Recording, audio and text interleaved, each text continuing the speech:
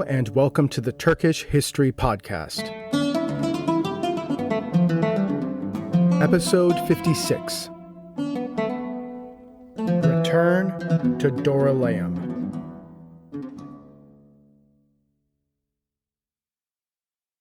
Before we begin, if you have been enjoying this podcast, I'd like to ask you to please subscribe, rate, and leave a review on Apple Podcasts or wherever you get this podcast.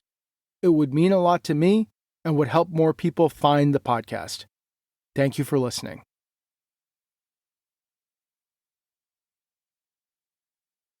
So last time, we discussed how with the Danishmand king of the north, Muhammad, dead, Mesud had basically conquered Anatolia, making the Sultanate of Rum yet again the leading Turkish state. And we also discussed the rise of the great Byzantine emperor Manuel Komnenos and his initial struggles with Sultan Mesud.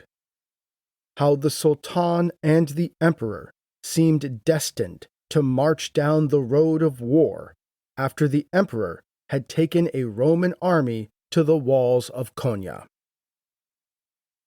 But we ended with the fall of Edessa to Imad al-Din Zengi, with the news rippling outwards, sparking hope and elation in the Muslim world, and fear and anger in Western Europe.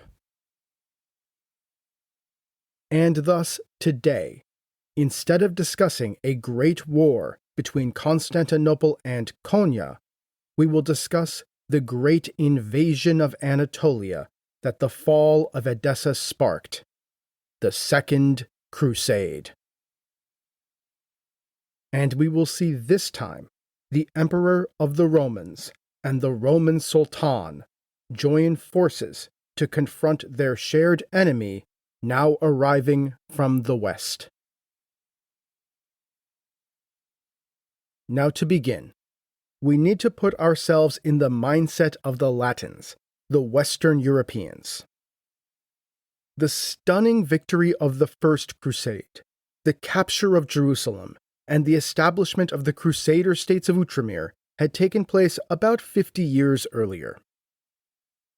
In other words, they were the deeds of a prior generation, deeds that would have been told and retold and sung of in the courts across Western Europe for the entirety of the lives of the men who were now the leaders and the rulers. Now, of course, the Crusaders had since suffered setbacks, including the failed Crusade of the Faint-Hearted in 1101 that was destroyed by Kılıç Arslan, and a series of losses in the Levant.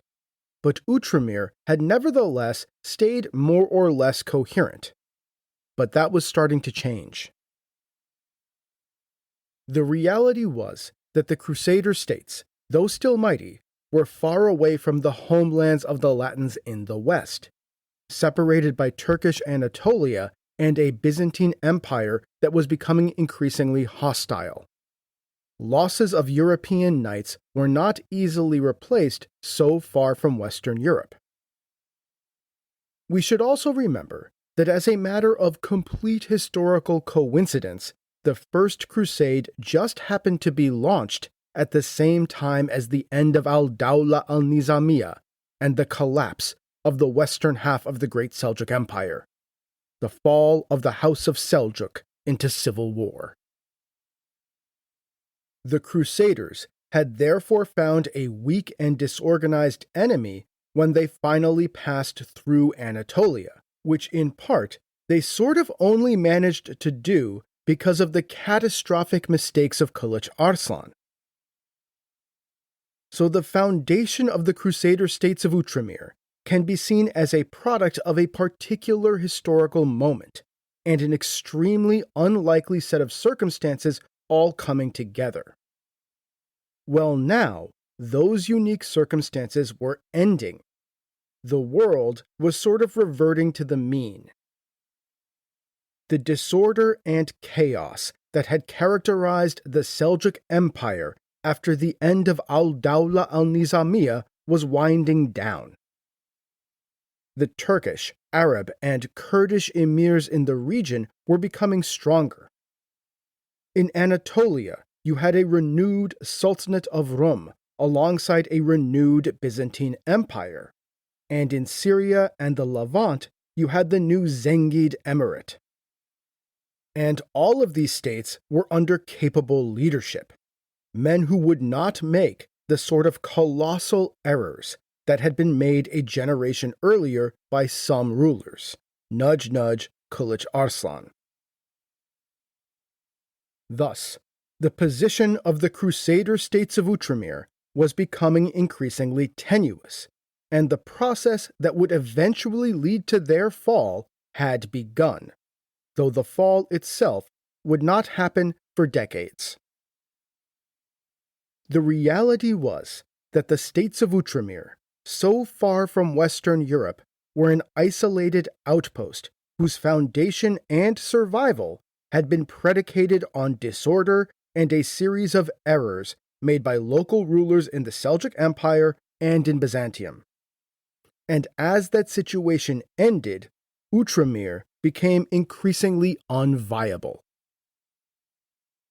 But I think that this reality was hard to see from Western Europe at the time, and therefore the news carried west by returning pilgrims and messengers of Antioch, Tripoli, and Jerusalem of the fall of Edessa was shocking, especially for men who had been reared on the stories of their fathers and grandfathers conquering the Holy Land, and many of them now felt that the world had fallen into sin from that remembered golden age. Indeed, I think it is interesting to note that Pope Eugene, the current pope in Rome, was himself basically not able to enter Rome itself during this time because the common people had elected a commune government hostile to the papacy. It would have seemed to many that this fall from the greatness of the past generation was not just happening in Outremer, but indeed back home in Europe. And we can see this feeling of the fallen, sinful state of the present compared to the glories of the past in the language of the papal bull that Eugene issued in December 1145, less than a year after becoming pope and about a year after the fall of Edessa. In this papal bull, called the Quantum Predecessores, which launched the Second Crusade, Eugene wrote, "By the grace of God and the zeal of your fathers, who strove to defend them over the years and to spread the Christian name among the peoples in the area, these places have been held by Christians until now, and other cities have been courageously taken from the infidels. But now, because of our sins, and those of its people demanded it, there has occurred what we cannot make known without great sadness and lamentation. The city of Edessa, in our tongue, known as Rohes, which also, it is said, alone under Christian rule, had respect for the power of God at that time when all the lands in the east were held by the pagans, has been taken by the enemies of the cross of Christ, who have also occupied many Christian castles." The papal bull then continued to offer the standard remission of sins for those who would undertake the Great Holy War, and it summoned the King of France, Louis VII in particular, to assemble an army to march east, retake Edessa, and fortify Outremer. And thus, the Second Crusade was launched. According to some sources, King Louis may have been preparing to launch a crusade of his own already, but actually he seems to have sort of ignored the Pope's bull at first. But the Pope was not going to be deterred. At a great diet held in the German city of Speyer in early 1146, the German king, Conrad III, and his nobles were roused to take the cross. And most famously of all, in March 1146, the co-founder of the Templar Order of Knights, the mystical abbot, Bernard of Clairvaux, preached to a massive crowd in the city of Vézelay in central France, whipping the crowd up into a great crusading fervor.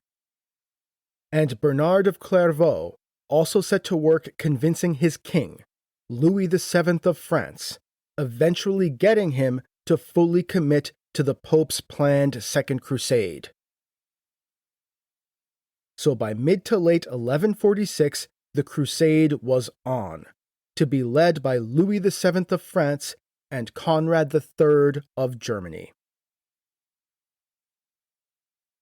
Now, though the Pope had called for the crusade through the issuance of the papal bull, the papal authorities thereafter had minimal involvement in actually running the crusade. That was all going to be handled by the two kings and the nobility doing the fighting. And furthermore, as the crusade to the east began ramping up, Pope Eugene would shortly authorize a simultaneous crusade in the west, authorizing and directing an assault on Al-Andalus in Iberia. So though the army was ordered to be raised by the Pope, there was actually very little coordination being done by Rome, which is going to become apparent as the story goes on. Meanwhile, news of the papal bull and the assembling of these great crusading armies in the west made its way east to Constantinople. And to say Emperor Manuel Komnenos was unenthused would be putting it extremely mildly. The relations between the Roman Empire and the Crusaders had never really been that great.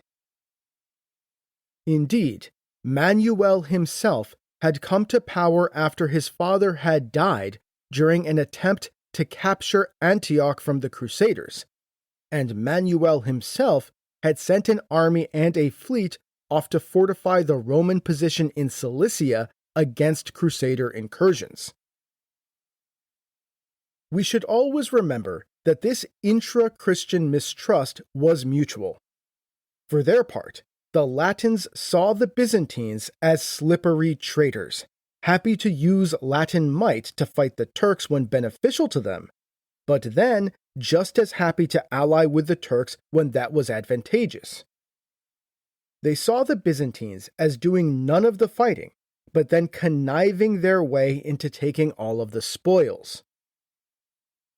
They also saw the Byzantines as basically heretics. Even before the Great Schism had sundered the Church in Constantinople from the Catholic Church in Rome, religious practices had diverged in East and West. And now, the two churches weren't even in communion anymore. And many began to ask themselves whether there were potentially better masters of the rich city of Constantinople. And on the Greek side, the view of the Latins was equally dim. The Byzantines saw the Latins as uncouth, uncultured barbarians. The Byzantines were heirs to a grand civilization, one that stretched back through the Roman emperors to the Hellenistic age, and even further back to the ancient Greeks. In Constantinople, they were still reading and reciting the Homeric epics that dated all the way back to like the end of the Bronze Age, and we see constant classical allusions to ancient Greek religion and history made by the Byzantine authors.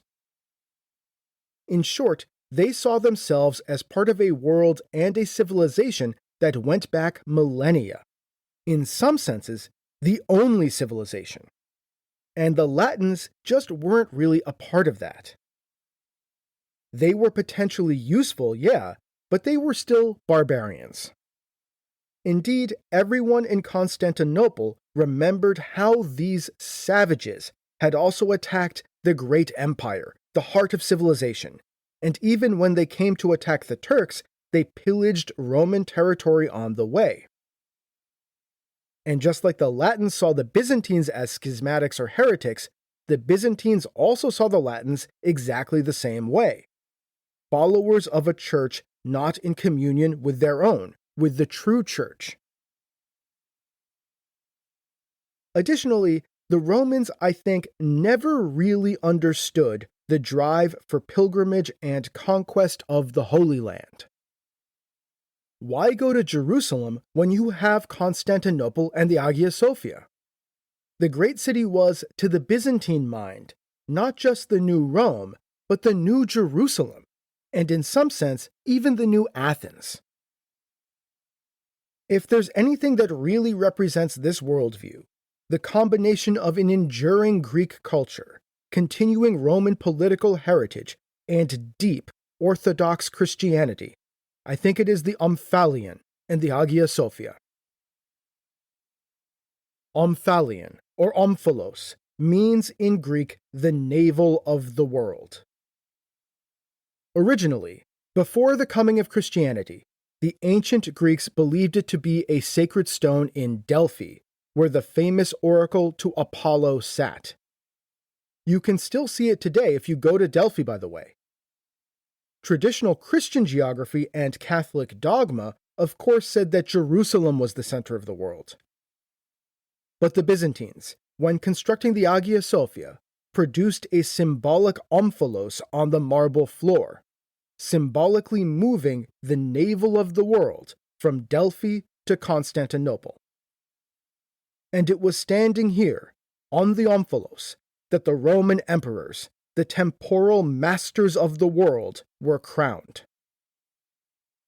So we see here the Byzantines repurposing the ancient Greek idea of the omphalos, the navel of the world, but positioning it in this great church, tying it to Roman political ideology and Christian theology, and proclaiming this new city, this new Rome, this new Jerusalem, this new Delphi, this new Athens, to be the center of the world. And though they shared a religion in some sense, this worldview was on some level fundamentally alien to the medieval Latin Christian worldview. So in Constantinople, Emperor Manuel Komnenos began preparing for the coming of this new Crusader army. And unlike his grandfather Alexios, who had called the First Crusaders from the West as allies originally, Manuel was preparing to meet the Second Crusaders as hostile from the get-go. Manuel, of course, needed no reminders of the wars with the Crusaders in his own lifetime, but I'm sure that there were elderly men in his court who remembered the First Crusade and the Crusade of the Faint-Hearted, who related the destruction that the Latins had wreaked across the empire when they traversed it then. And Manuel was determined to limit the damage, and above all, to stop the Latins from attacking his capital. Niketas Choniates shows us just what the opinion of the Crusaders was in Byzantium when describing their arrival, darkly relating, "A cloud of enemies, a dreadful and death-dealing pestilence, fell upon the Roman borders. I speak of the campaign of the Germans, joined by other kindred nations."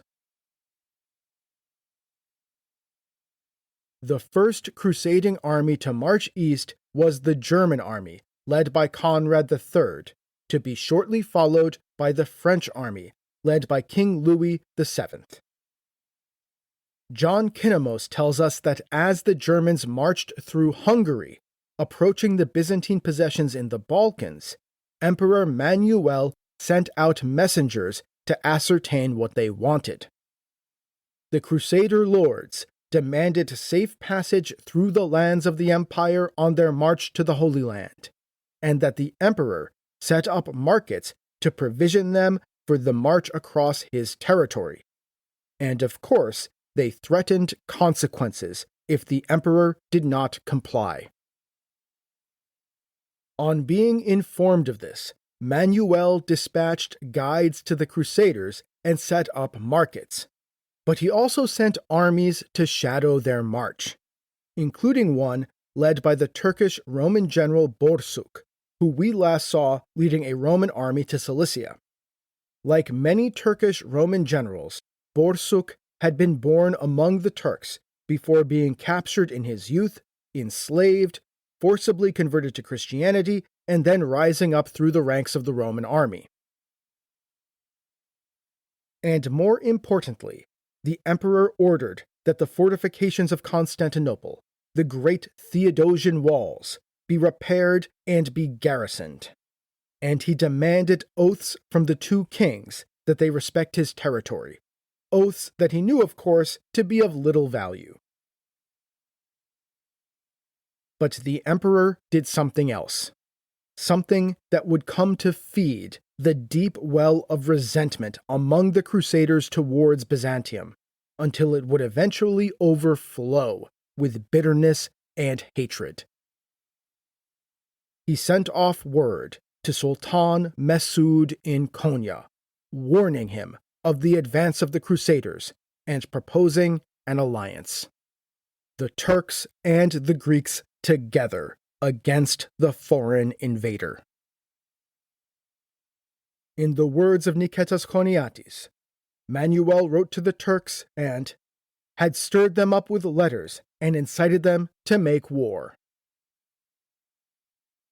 Now this had always been the charge that the Crusaders leveled against Byzantium, that the Greeks were secretly in league with the Turks behind their backs. And while there had been periods when Byzantium had allied with the Sultans of Rum against the Crusader states in Outremer, the charges of collusion during the actual initial campaigns of the First Crusade and the Crusade of the Faint-Hearted were mostly baseless. Well, not this time. This time, Byzantium did exactly what the Latins had always feared and suspected it of. As we will see, when coupled with an odd sort of admiration for the Turks themselves, this will begin the Latins down the road that will, in about 50 years, lead to the Latin sack of Constantinople itself, and thus the ultimate ruin of the Roman Empire. As the crusading armies crossed the Balkans, the Romans were thunderstruck at the size. John Kinemos estimated their number at 90,000, and, in a reference to the Greco-Persian Wars over 1,000 years earlier, he wrote, "They advanced, innumerable, and beyond the sands of the shore. Xerxes, when he bridged the Hellespont with boats, did not boast so many myriads." For most of the march of the crusading armies, the situation between them and the Byzantines was tense, but more or less peaceful. There were, of course, some scuffles, a little bit of pillaging, even a minor confrontation or two, but things were generally kept under control. The emperor had made sure to provide the Latins with markets to purchase supplies, but he had also shadowed them with Byzantine armies and reinforced the fortresses that they passed along their way. But predictably, things took a turn for the worse when the army eventually reached Constantinople itself. The great city was easily the largest in Europe, and vied with Baghdad and Kaifeng in China for the title of the largest city in the world. Rumors of its fantastical wealth and grandeur were widespread in Western Europe and were whispered among the Crusaders. And already there were those among the Crusaders thinking and saying that maybe this great city was a worthy target in itself. John Kinemos tells us that as the German Crusaders left Adrianople, that is Edirne, the emperor advised them to march not down the Roman highway to Constantinople and then to cross to Asia over the Bosphorus, but rather south towards Gallipoli, with a crossing over the Dardanelles. Naturally, Manuel wanted to keep these barbarians away from his capital, but the Crusaders, of course, did not want to do that. They wanted to see this great city and sample some of its offerings, and maybe get a sense as to whether it might be possible to wrest it from the Byzantines, who seemed to lack martial prowess and, in any event, were treacherous heretics. And so they ignored the emperor and began marching towards Constantinople. Upon hearing that the Crusaders were marching towards his capital, Manuel ordered the fortifications of Constantinople to be even further reinforced and garrisons. Soldiers began to take up their positions, and civilian men and even women of fighting age were stationed on the great Theodosian walls. The emperor also dispatched a small army led by the Turkish Roman general Borsuk and a Greek strategos named Basil. This army was sent out to scout ahead and determine the strength of the Crusaders and prepare a defense of the capital. After sighting the German army and being appropriately gobsmacked by its size, Borsuk and Basil rushed back to the capital and informed the emperor that it was a great and mighty host. Manuel, deeply worried, decided not to launch a preemptive attack, but to stay the course, ultimately relying on the great and impenetrable Theodosian walls. But then some good luck came to Byzantium. As the crusading army reached what are now the European suburbs of Istanbul around Büyükçekmece, on September 7th or 8th, 1147, a small river flowing into the Marmara flooded the plain that they were encamped in. Several crusaders drowned, but more importantly, the flood swept away a large part of the army's provisions. John Kinnamos and Niketas Choniates, of course, gleefully describe this as punishment for the false oaths and the sins of the Western barbarians. Shaken by the divine omen and needing provisions, Conrad III himself rode to Constantinople from Büyükçekmece with a small army to demand aid from the emperor, and potentially to scout out the city's defenses in preparation for an assault. Reportedly, upon seeing the massive Theodosian walls and the deep moats, now manned with soldiers and even the common citizenry of the city, the German king was astonished. He had, of course, never seen such a thing, nor likely even imagined that something like this could be built by human hands.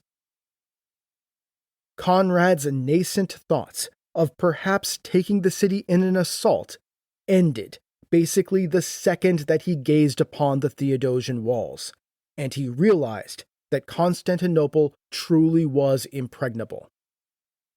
So instead, he diverted his small force and crossed the stream that flows into the Golden Horn and camped out at what is now Hosköy Park.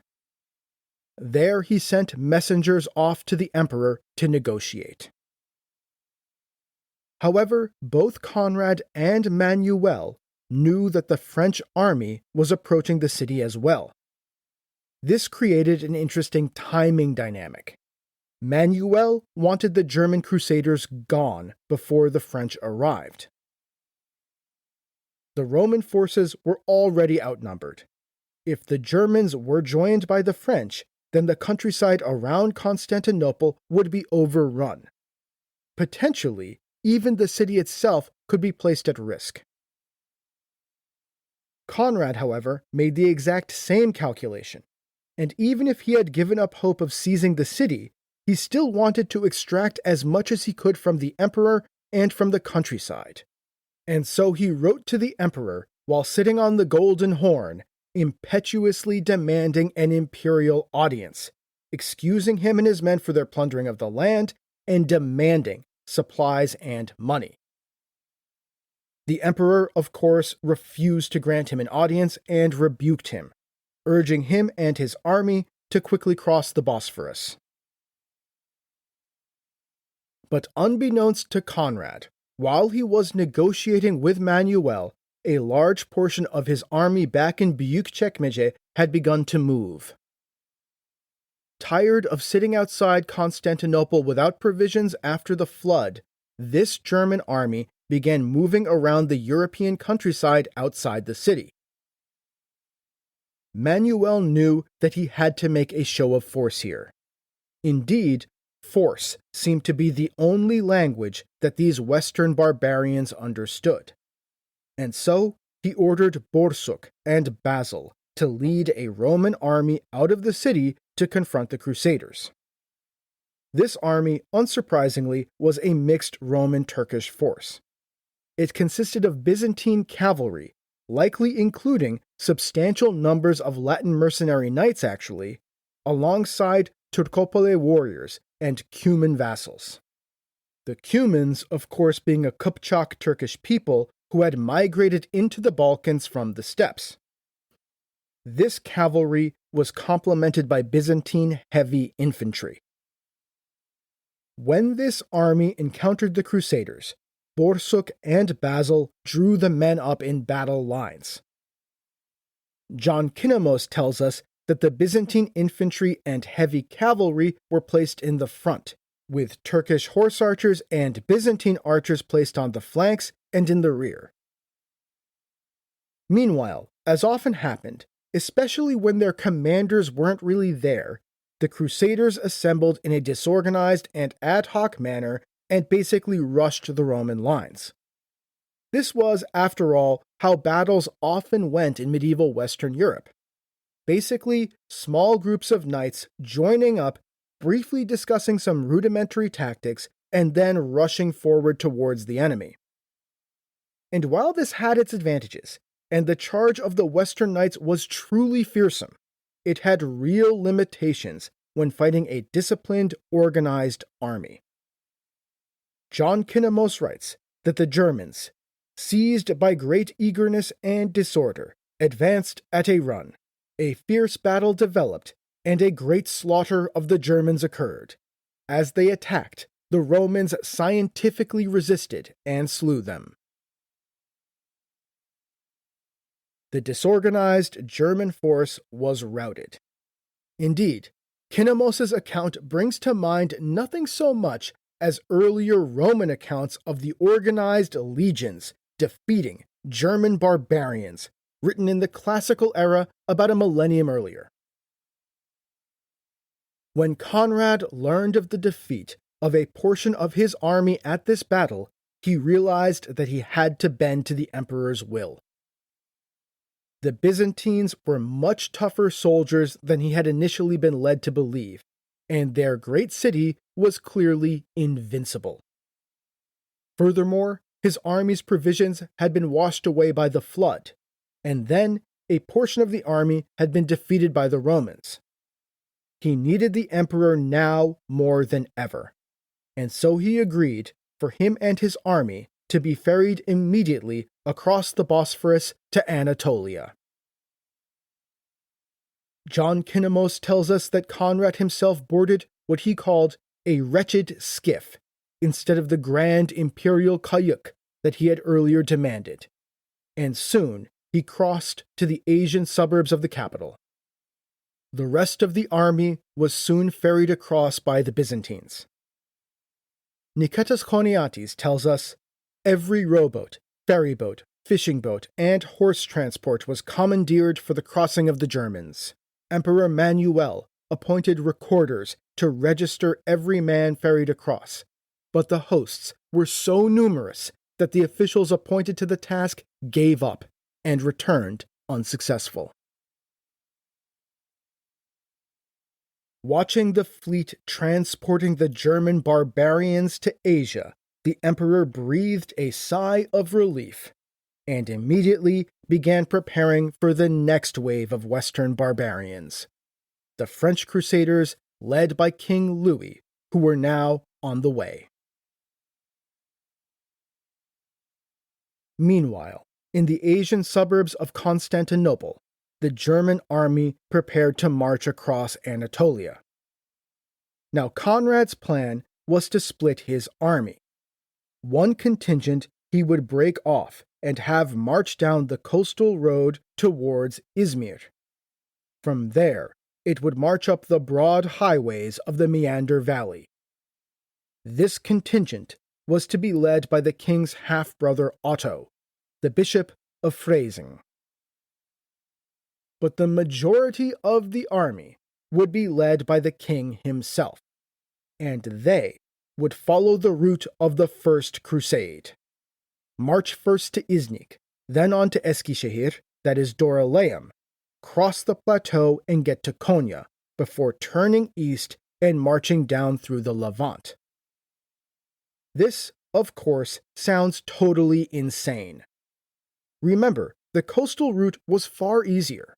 It was what Manuel had recently used to reach Konya like a year ago. The First Crusaders had only done it the way they did because Alexios had insisted that they take Iznik for him, and the coastal routes were all under Turkish control at the time anyway. And then, the First Crusaders had only made it over this route because Kılıç Arslan had been so blind to the threat that they posed that he hadn't even tried to mount a defense. And even then, it had ultimately turned into a grueling march with many casualties. So predictably, this time, things are going to go even worse from the Crusaders basically from the get-go. Because in Konya, Sultan Mesud, having been warned by Emperor Manuel Komnenos of the advance of the Crusaders, was determined to not make the mistake his father had made. Kılıç Arslan, supremely overconfident, had done literally nothing as the armies of the First Crusade massed in Constantinople and then marched unopposed right up to the gates of his capital. Well, Mesud was determined to make sure that that did not happen a second time. So instead of just blowing off the warnings from the West, he took the messages of the emperor extremely seriously. So thus warned by Manuel Komnenos, Mesud was assembling his armies while the Germans had been marauding the European possessions of the empire and crossing the Bosphorus. And now, as the German army began marching out of the Asian suburbs of Constantinople, the Sultan sallied forth out of Konya with his armies, riding west to confront the infidel invader. King Conrad, it turns out, had made a colossal error. Now, there were a couple of reasons Conrad had gotten things so wrong. Firstly, I don't think he really appreciated the hatred of the Byzantines to the Crusaders by this point. Certainly, he was unaware that the emperor had been colluding with the Sultan, though I am sure that he and the other Crusaders at least suspected that it was a possibility. More importantly, he clearly did not appreciate how weak imperial control was in much of Anatolia, and also that unlike a generation earlier, this time the Turks were going to be ready to confront the Crusaders immediately. Maybe he bought the imperial propaganda about the extent of the emperor's control. Maybe he assumed that the Turks were just nomadic savages in the east. Maybe he didn't really understand that Kılıç Arslan's miscalculations, which were not going to be repeated, had been a huge part of what made the First Crusade so surprisingly effective. It's hard to know exactly what the prior notions underlying his extremely bad plans were, but regardless, the German king would soon be disabused of them. The first problem to face the Germans as they began their march was not the Turks actually, but rather the supply problem. While the emperor had arranged for markets to be set up for the Crusaders to purchase supplies at, these weren't really sufficient. According to Niketas Choniates, the Greek inhabitants would not even leave the cities, and would instead sell supplies to the Crusaders by lowering them from the city walls in baskets, of course, charging exorbitant rates for tiny morsels of food. He also says that some inhabitants even poisoned the food that they sold to the Western barbarians with lime, making it fatal to consume. Surprisingly, this detail of poisoning the food of the Crusaders is also recorded by Bar Hebreus, so we can be pretty sure that it occurred. And it is a telling detail about just how much the Greeks had come to detest the Latins. And as the German army progressed further, even these limited markets ran out. Likely somewhere after passing Iznik, the crusading army entered into the Roman-Turkish frontier zone. And this zone, as we have discussed, was not a hard border, but a fluid and porous area. A place where Roman and Turkish cultures and the authority of Konya and Constantinople overlapped. Imperial authority, which in any event had been pretty hostile to the Crusaders, was now a shadow of what it was on the coasts. And Conrad's army was marching onto the plateau both undersupplied, without sufficient water, and with low morale. John Kinemos tells us that, by now Conrad was no longer a supercilious fellow. Conrad wrote back to the emperor asking for a guide, which was sent. The guide advised them that there were two roads, a harder but shorter road to Konya via Akshehir across the plateau itself, and an easier but longer road moving south through western Anatolia towards the Meander Valley. There he could link up with his half-brother Otto. Fatefully, Conrad chose to advance over the center of the plateau towards Konya. This route was of course the road taken by the First Crusade a generation earlier. No doubt, part of why Conrad chose it.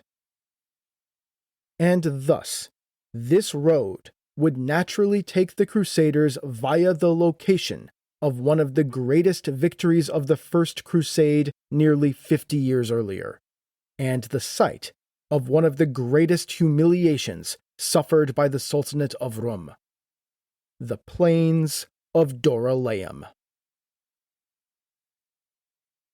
Mesud soon learned of the route planned by the Crusaders.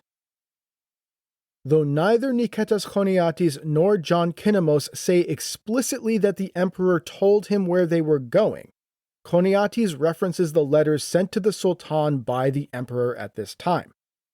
Furthermore, Bar Hebreus is far more explicit and tells us in no uncertain terms that Manuel colluded with the Turks, and this is further confirmed by the French crusader and chronicler Odo of Douai, who participated in the coming French expedition. So I think it's pretty fair to assume that the Byzantine guides and messengers were informing the Turks of where exactly they were leading the Crusaders.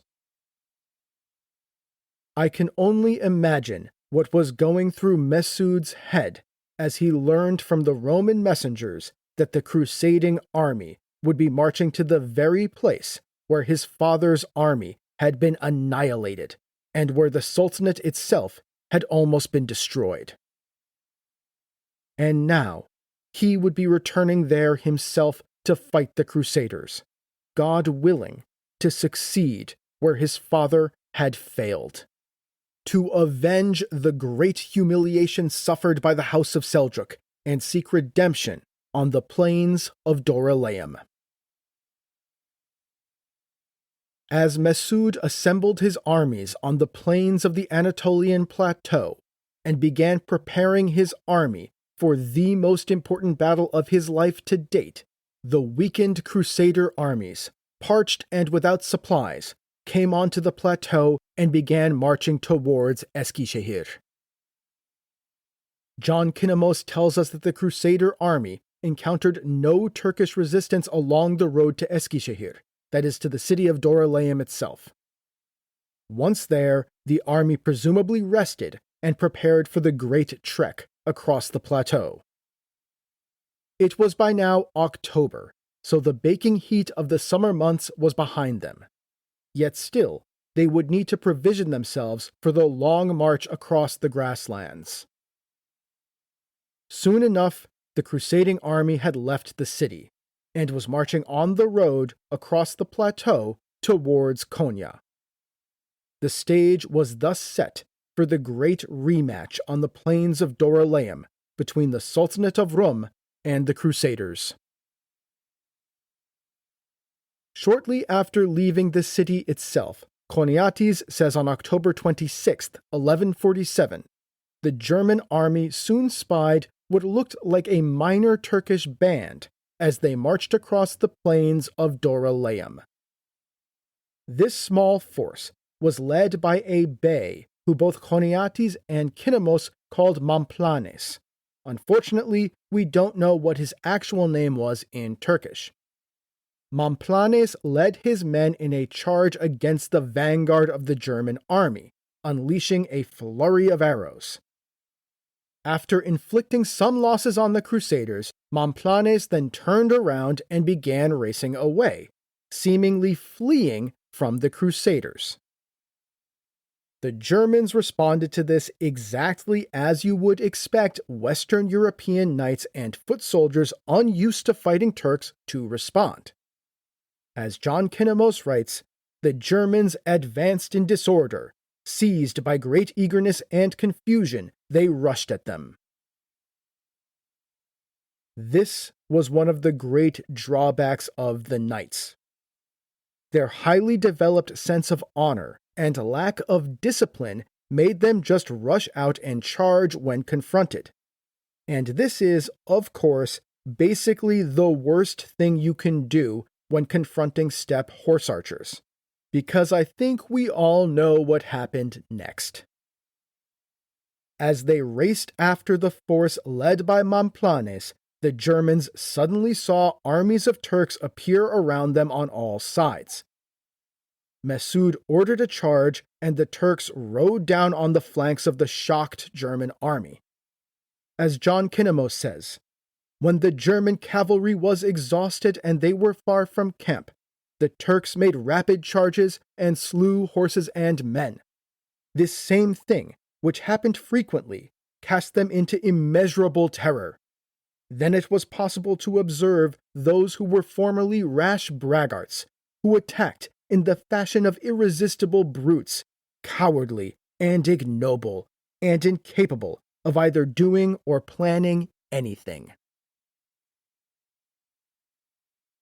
The Crusader army was, of course, caught in the jaws of the feigned retreat, and it was absolutely crushed by the Turks. Reportedly, only a very small fraction of the men who had charged off managed to survive this initial engagement. This defeat was then compounded by Conrad leading another contingent of men off into yet another feigned retreat. This, of course, resulted in the destruction of yet another group of crusaders, and the king himself almost being captured. Night soon fell, and fighting ended for the day. I can only imagine the sigh of relief that Mesud must have breathed as his men encamped for the night, no doubt singing, drinking, and celebrating their great victory, and examining and trading their captured booty. The Sultan must have feared that his trip to the plains of Dorylaeum would end as his father's had, with the army destroyed and the Sultan humiliated by the infidel. But the verdict of Allah had been different with the son than with the father.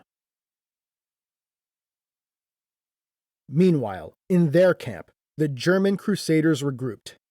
The day of fighting had been a disaster. Exhausted and demoralized, and with their numbers now low, they decided that they had to continue their march. But this was not the end of it.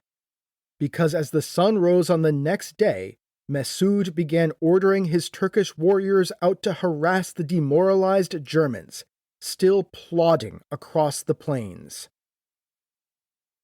The first battle of Dorylaeum, where Mesud's father, Kılıç Arslan, had almost been destroyed, had been the affair of a single day. But this battle, the return to Dorylaeum, would instead constitute a running battle over a period of several days, as the Turkish army struck the Crusaders in lightning hit-and-run attacks, further demoralizing and breaking the exhausted, hungry, and thirsty Germans. The relentless attacks of the Turks continued as the Crusader army continued to drag itself towards Konya. The Turks kept up the pressure, striking the slow-moving men, and the Crusaders' already depleted supplies continued to run out or be lost to Turkish raids. And the Crusaders themselves continued to die and disappear, led off into ambushes, struck as the order of the columns broke down, or just disappearing into the night, abandoning the increasingly hopeless march. Finally, before the army even made it anywhere near Konya, the Crusader leadership decided that enough was enough. They sat the king down and said, "It's over." They told him, in no uncertain terms, it was impossible to continue further. King Conrad apparently protested angrily. He tried to force his nobles to march on, to insist that God demanded that they continue. But it was of no use. The fact was that the German army was broken. There were no supplies and no water.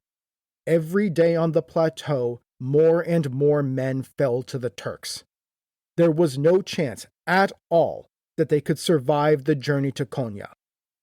And even if they did, once they got there, they'd still have to conquer the city, something that even the emperor had failed at like a year ago with an army in much better shape than this.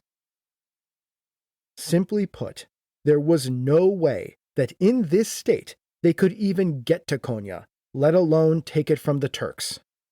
The army had to turn back. Dejected, but realizing that they spoke the truth, Conrad turned his armies around and began marching back the way he had come. Conrad wrote the following about the decision to retreat in a letter which has survived. "And behold, when 10 days of the journey were accomplished, and the same amount remained to be traversed, food for the whole host had almost given out, but especially for the horses. At the same time, the Turks did not cease to attack and slaughter the crowd of foot soldiers who were unable to follow the army. We pitied the fate of our suffering people, perishing in famine and by the arrows of the enemy, and, by the advice of our princes and barons, we led the army back from the desert land to the sea, in order that it might regain its strength." But this was also not the end. Because, of course, as the Germans turned around and dragged themselves back towards Iznik, the Turks stepped up the pressure, continuing to strike the Crusaders before melting away into the plains and the hills, seizing what remained of their baggage trains, ambushing parties of Germans, and drawing other contingents off into feigned retreats where they were crushed. Bar Hebreus tells us that the Turks rushed out on the Franks, who were scattered about among the mountains, and when they found them in groups, they destroyed them. The French crusader Odo relates that the army continued to be worn down by the relentless Turkish hit-and-run attacks and ambushes, and as the men and horses tired, the army basically collapsed. Small groups of men began breaking off, either to be hunted down and killed, or desperately trying to drag themselves back to Iznik. Odo says that it was related to him that one distinguished German count broke off from the army as they began crossing a mountain near Iznik, too exhausted to continue the journey at night. Odo says, in part, "Then and there, the Turks from afar surrounded him and shot arrows, and without damage to themselves, killed him more easily than they had hoped. The Turks did not wish to engage in hand-to-hand struggle. He had not weapons with which a long-range attack could be warded off, and famished horses could not carry his knights against the enemy. greatly to be lamented is the fate of those active youths who, midway in their course, encountered winged death. Odo further recounts that German survivors of the disaster related to him that the Roman guides remaining with the army led them along false and difficult routes, denying them supplies before abandoning them in the dead of night and informing the Turks of their location. Thus, by the time bands of survivors managed to straggle back to Iznik, almost the entire German army had been destroyed. Of the great army that had been too numerous for the scribes to count as they crossed the Bosphorus, a mere 2,000 men had made it back to Iznik. Reportedly, even when approached by starving German crusaders, the Greeks in Iznik were willing to sell food to the survivors only at an exorbitant price, taking their weapons and armor as payment for the scraps of food they hurled down from the walls. The Germans were not even allowed to enter the city, but miserably sat starving outside its walls, now without weapons, armor, or hope. Unsurprisingly, many of the surviving Germans deserted and tried to return home. Essentially, all that remained of the great German crusading army was King Conrad and his most devoted retainers, at least those of them who had survived. But wait, I can hear you saying, what about the other portion of the army? The part led by the king's half-brother, the Bishop Otto of Freising. Well, they fared a little bit better, at least for a time. While the Turks had been destroying the army of King Conrad, Bishop Otto had been marching down the coastal route quite happily. I'm sure the army was very much enjoying the wonderful weather and the beautiful scenery of the Mediterranean coast of Anatolia, even if they were becoming increasingly disturbed by the outright hostility of the local Greeks. The march down the coast and up the Meander Valley along the excellent Roman highways would have been completely uneventful except for the hostility of the locals and their refusal to provide markets or otherwise supply the Crusaders.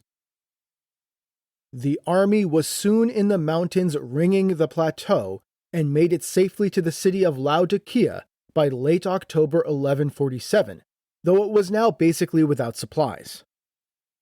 But now Otto's luck, such as it was, ran out. Mesud, having just crushed Conrad's army to the north, was now able to turn around and race his army south. And yet again, the hatred of the Greeks for the Crusaders would combine with Turkish arms to destroy the Germans. The French Crusader chronicler Odo, again, I'm very sorry that his name is similar to Otto, I'm trying to pronounce it a little bit differently, tells us that the Byzantine commander of Laodicea promised to lead the bishop's army along safe passes through the mountains. But instead, naturally, he sent word to the Turks, informing them of their location and the route.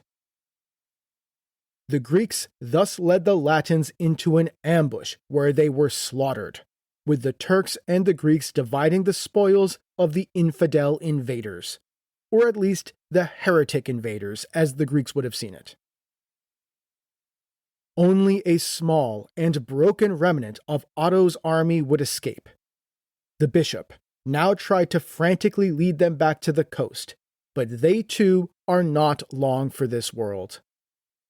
By early 1148, the remnants of Otto's shattered army would be annihilated by the Turks in western Anatolia. Bishop Otto himself only barely escaped, and he managed to make it to Jerusalem. But he would soon be back home in Germany, where he would eventually pen a great history of his own, one that will focus not on his brother, but his nephew, Frederick Barbarossa, whose own crusade, as we will eventually see, will fare much better than this one. Thus, at Dorylaeum, and in its aftermath, Sultan Mesud got his vengeance. Indeed, the Second Battle of Dorylaeum stands among the greatest victories in Turkish history. A massive army, too numerous to even count as it crossed the Bosphorus to invade Anatolia, was utterly annihilated. And Sultan Mesud had avenged the defeat of his father at the very place where Kılıç Arslan had suffered one of the worst defeats in all of Turkish history, and he himself won one of the greatest victories in Turkish history. And victory had material as well as symbolic rewards. The Turks looted the Crusader army of whatever it had been carrying, and Bar Hebreos tells us, "And the countries of the Turks were filled with the spoil of the Franks, and talents of silver were sold as if they were lead in Melitene." A generation earlier, the House of Seljuk had left Dorylaeum disgraced, the Sultanate on the edge of destruction, but now it returned to Dorylaeum triumphant. But I would note that this great Turkish victory, one of the greatest in Turkish history, was not achieved alone. Emperor Manuel Komnenos in Constantinople was just as much its author as Sultan Mesud in Konya. It had been the emperor who had warned the Sultan about the arrival of the Crusaders, the imperial armies that had beaten the Germans in the battle before the walls of Constantinople, and thus forced it to cross to Asia before linking up with the French. And it was the imperial guides and even the governors who had led the Germans astray and into the hands of the Turks. While the Turks had done the bloody work of actually annihilating the German armies, in truth, this was a joint Turkish-Roman victory, a fruit of the new alliance between Constantinople and Konya. And this new Turkish-Roman alliance will not end here. It will continue. So next time, we will discuss the arrival of the next army of Crusaders, the French army of King Louis VII. And we will see, yet again, the Emperor of the Romans and the Roman Sultan join forces to oppose the Latins, standing together to defend Anatolia from the foreign invader.